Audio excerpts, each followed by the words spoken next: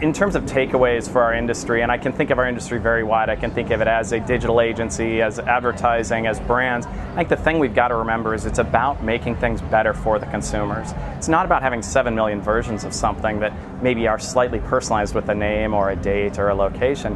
It's about how are we making things easier for consumers. And so if you start at the idea of a 30-second commercial, and then try to figure out how do we personalize it, you're never going to be successful. You've got to start with the consumer and then work your way backwards and say, how do we want to communicate with them? Whether it's in advertising, whether it's post-purchase, whatever it may be, but starting at the consumer and moving forward rather than starting the way things have been done for years at a 30-second big idea and then trying to customize it. That's never going to work. So I think that idea of, as an industry, as an agency, starting with the idea of who the consumer is, what they want, what they need, and how are we going to create something that's more useful is the way to go.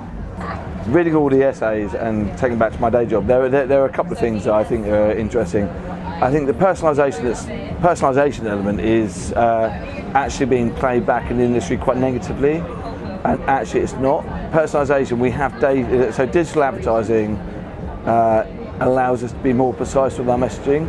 And understand what consumers want, where consumers are in their purchase journey. And so I think all this kind of creepiness that kind of crept into a lot of the papers is not ideal. And I think what we need to do is stand up and recognise the fact that a trigger moment, so someone purchasing something, and the motivations for purchasing something are two separate things. So don't confuse the two together.